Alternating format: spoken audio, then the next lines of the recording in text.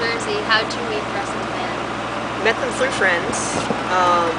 It's actually ironic because my old band that I was in when I was in New Jersey played a show at a little place down in West Palm Beach called Ray's Downtown, and I played with Elliot's old band Easton, and it was kind of like Elliot's old band broke up, everyone else's old bands broke up, and you know, we had been in touch, and we also had common friends too, so it was kind of like none of us were doing anything, so when I heard from the grapevine that they needed a bassist, I got back in touch, and things worked out. What were you doing before?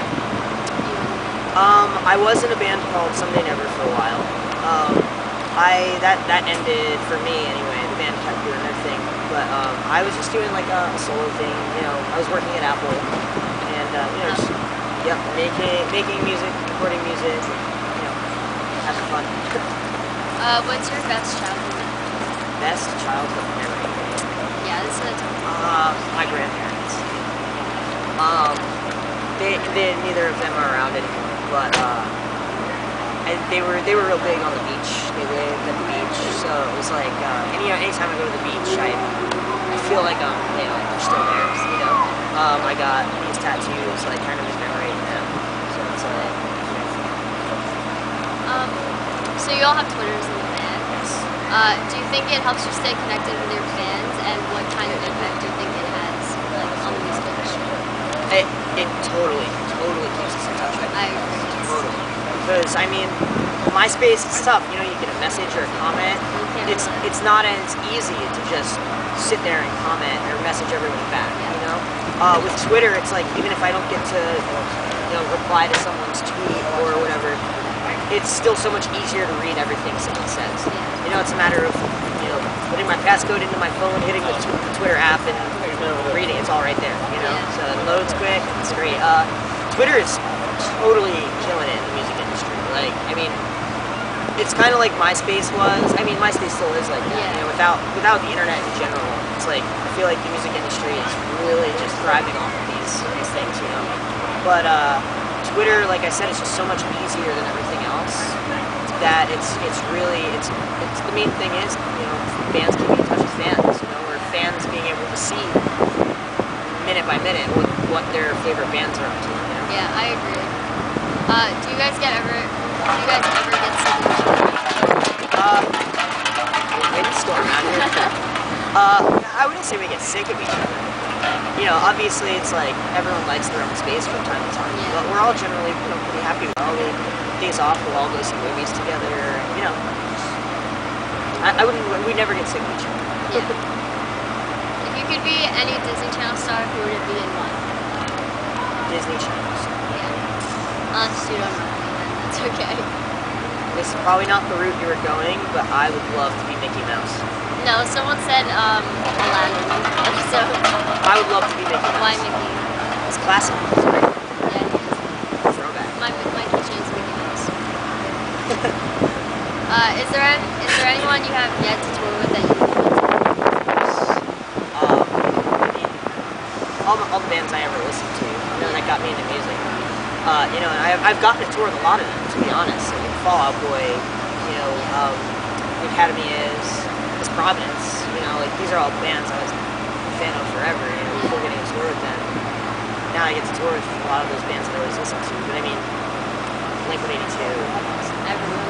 Newfound Glory. You know, like all the bands that really got me into this scene in particular. You know. What's it like being on the road all the time, and what do you miss most about it? I personally absolutely love being on the road. I mean, home is great. You know, home is home for the artists. But I can never spend too much time at home or spend too much time on the road. It's kind of like if I get 2 weeks off, it's like, wow, this is great. I'm ready to go, but I'm not complaining about being home. If I'm on the road for 4 months straight, you know, I'd love to see home, but at the same time, it's, you know, you're just happy with whatever. Exactly.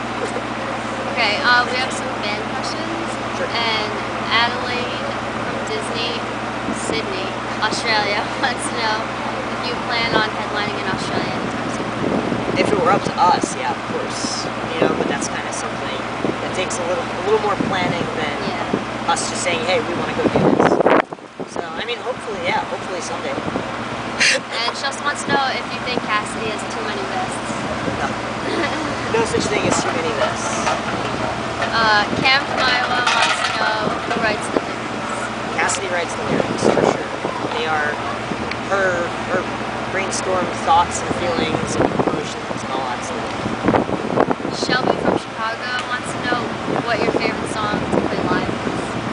My favorite song to play live varies from time to time. It's kind of just whatever is getting the best response at the time, you know? Plus it depends on the crowd. Right, exactly. I really enjoy vocal. And Myra from Tampa, Florida wants to know what bands you have been listening to. Well, a little bit of everything. I have some really good friends called the Right Coast from Lancaster, Pennsylvania. They're amazing. I've been listening to a lot of Stereo Skyline. And it sounds like I'm sitting here just trying to plug all my friends, but I mean, this is really the music I listen to. Bands we toured with out in the UK. There's two of them. One's called Kids in Glass Houses. Another one is called Out of Sight. Yeah, they're both great bands. DJ from Pittsburgh wants to know what the song writing process is like. Mike is generally the primary songwriter, like writes the music. Cassidy does also help with that. They kind of bring it together lyrically and music-wise, and then we all kind of chime in with our, our end of the instrumental. And Cheyenne would like to know who would win a fight, Alex or Mike?